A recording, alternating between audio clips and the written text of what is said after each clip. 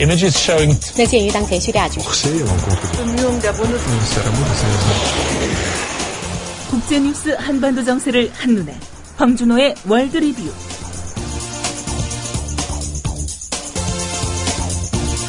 네, 밤사이에 들어온 국제뉴스 그리고 한반도 관련 소식 짚어보겠습니다. 떠나요 둘이서 모든 것 훌훌 버리고. 안녕하세요, 국민TV 조합원 여러분, 제주 산책입니다.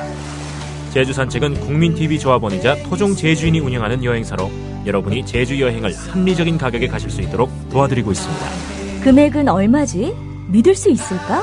바가지 씌우지는 않을까 하는 불안들 모두 날려버릴 수 있는 여행사 제주 산책. 국민TV 조합원이자 토종 제주인이 운영하는 제주 산책. 제주도 여행을 가려고 고민 중이라면 검색창에 제주 산책, 제주 산책을 검색해보세요. 김철기 조합원 신청 광고입니다. 국민TV와 함께하는 휴대폰 쇼핑몰 T3010. 휴대폰 바꿀 때는 조합원이 운영하는 T3010에서 바꾸자. 휴대폰 쇼핑몰 T3010에서는 조합원 및 예비조합원이 휴대폰을 구입할 경우 정상 판매 이익금 중 일정액을 조합원 출자 및 증자 등으로 되돌려드립니다. 조합원이 운영하는 휴대폰 쇼핑의 성지 T3010. 문의는 070-7663-9386, 070-7663-9386. 검색창에 T3010을 입력하세요. 황준호 PD 나오셨습니다. 안녕하십니까? 안녕하십니까? 예. 북한과 관련된 소식이 좀 많습니다. 예. 우선 단거리 미사일 발사 소식부터 좀 짚어봐야 될 것 같습니다. 예, 북한이 단거리 미사일로 보이는 발사체 4발을 어제 오후에 동해 쪽으로 발사했습니다. 오후 5시 42분부터 강원도 기대령 부근에서 북동 방향 바다 쪽으로 단거리 탄도미사일로 추정되는 발사체를 쐈다고 국방부가 밝혔는데요. 예. 사거리는 200km 이상이지만 구체적으로 어떤 미사일인지는 확인되지 않고 있습니다. 김민석 국방부 대변인은 한미연합 군사훈련에 대한 대응 차원이라고 판단하고 있다, 이렇게 설명했습니다. 또 김 대변인은 특히 주변국을 겨냥하는 중장거리 미사일이 아니라 북한 해역 안에 떨어지는 단거리 미사일을 쏜 것은 국제적으로 복잡한 상황이 생기는 것을 피하겠다는 의도로 보인다, 이렇게 해석했습니다. 예. 전문가들의 견해는 어떻습니까? 예, 국방부 대변인의 설명하고 대체로 비슷한 얘기를 하고 있습니다. 작년 3월에서 5월에 있었던 그런 굉장한 긴장을 조성하기 위한 발사라기보다는 지난 월요일부터 시작된 한미 군사훈련에 대한 대응 차원이라고 분석하고 있습니다. 또 방향, 북동 쪽으로 쏜 것을 보면은 알 수 있는데요. 북한이 남북 고위급 접촉을 제의했고 또 한미 군사훈련에도 불구하고 이산가족 상봉 때 아무런 문제도 일으키지 않은 것, 이런 것들을 보면 당분간은 큰 긴장을 만들 생각은 없어 보입니다. 그렇지만 한미 군사훈련 기간에는 이렇게 간헐적인 무력 시위가 나타날 수밖에 없는데요. 예. 청와대가 상황 관리를 잘 해야 될 것 같습니다. 예, 북한 입장에서는 남한하고 미국은 대규모 훈련하는데, 예, 우리는 왜 못 쏘냐? 못 쏘냐, 이런 주장할 수도 있겠네요. 그렇습니다. 예.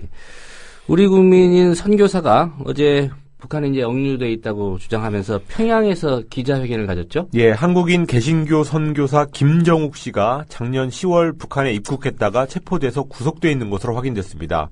북한이 어제 김정욱 씨한테 기자회견을 하게 하고 언론에 그걸 공개했는데요. 김 씨는 북한에 들어간 다음 날인 작년 10월 8일 체포됐고 북한에 대한 반국가 범죄에 대해서 사죄한다는 말을 했습니다. 예. 또 중국의 국경도시 단둥에서 북한으로 들어가기 전에 남측 정보기관 요원들하고 여러 차례 만났고 그 요원들로부터 수천 달러를 받았다라는 말도 했습니다. 또 남측 정보기관에서 자금과 지시를 받고 북한 사람들을 스파이로 쓰려고 조직했고 중국에서 조직했고 중국 단둥에서 지하교회를 만들어서 북한의 실상에 관한 정보를 수집해서 남측 정보기관에 넘겼다, 이런 말도 했습니다. 예, 이 김정욱 씨가 기자회견에서 언급한 남측 정보기관, 예, 당연히 국가정보원이겠죠? 그렇습니다. 여기에 대해서 국정원은 즉각 부인했는데요. 정보활동이라는 거는 증거가 나와도 무조건 부인하는 게 관행이고 또 그 사람들의 원칙이니까 예. 당연한 반응이었습니다. 북한은 작년 11월에 이미 조선중앙통신을 통해서 평양에 침입한 남측 정보원 첩자를 체포해서 조사 중이다, 이런 보도를 한 적이 있었습니다. 그리고 나서 남측 정보가 판문점 연락관을 통해서 그게 누군지 알려주고 또 남쪽으로 빨리 내려보내라, 이런 전화 통지문을 보냈었는데 예. 북한이 그때는 통지문을 받지도 않다가 어제 4개월 만에 김정욱 씨 기자회견을 내보냈습니다. 예. 아무래도 기자회견을 갖게 된 배경, 우리 정부에 보내는 메시지가 있을 것 같은데 어떻게 해석을 해야 될까요? 다목적 메시지로 보입니다. 일단 미사일 발사하고 마찬가지로 한미 군사훈련에 대한 견제 목적이 있어 보입니다. 또 동시에 김정욱 선교사를 매개로 해서 남쪽하고 어떤 거래를 해보자 이런 생각도 있는 것 같습니다. 한미 군사훈련 기간에는 자동으로 남북관계가 중단되니까 당장 남쪽하고 석방협상을 하자고 할 가능성은 낮지만 훈련이 끝나거나 아니면 마무리돼가는 국면에서 김 씨를 소재로 해서 대화를 재개하려고 할 수 있는 것 같습니다. 예. 또 가능성은 낮지만 훈련 기간에 전격적으로 협상에 응할 수도 있는데 만약 북한이 그렇게 한다면 그때는 정말로 북한이 남쪽하고 뭘 좀 해보겠다는 생각이 분명하다고 봐야 될 것 같습니다. 정부로서는 국민의 구금 사실이 확인된 만큼 송환 협상을 재해야 될 그런 상황입니다. 예. 남북 관계는 이런데 북한하고 일본 적십자 회담을 갖기로 합의했죠. 1945년 해방 전후 북한 지역에서 사망한 일본 사람들의 유골 문제를 논의한다는 목적으로 다음 달 3일 적십자 실무회담을 열기로 합의했습니다. 중국 선양에서 열린다고 어제 공식 발표했는데요.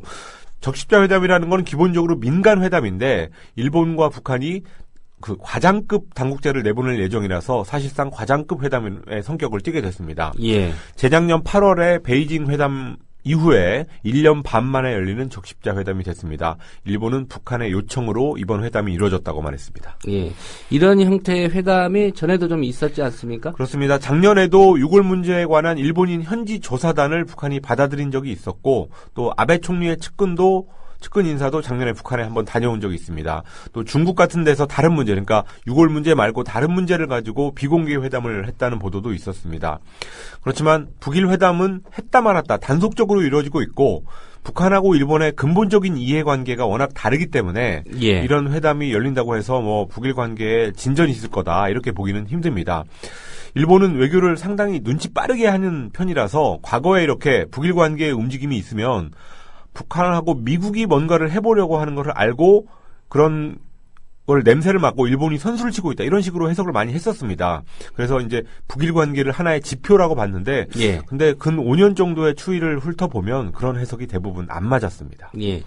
말씀하신 대목 중에 북한하고 일본의 근본적인 이해관계가 워낙 다르다. 예. 이렇게 말씀하셨는데 이건 무슨 의미입니까? 예, 1998년에 북한이 쏜 대포동 미사일이 일본 상공을 건너가면서 일본이 그때 발칵 뒤집힌 적이 있었습니다. 그 전에는 북일 관계가 좋을 때도 있었는데 대포동 발사 이후부터는 지속적으로 안 좋았고 또 일본 정부나 보수 세력들은 반북한 정서를 국내 정치, 일본 국내 정치에 많이 이용해 왔습니다.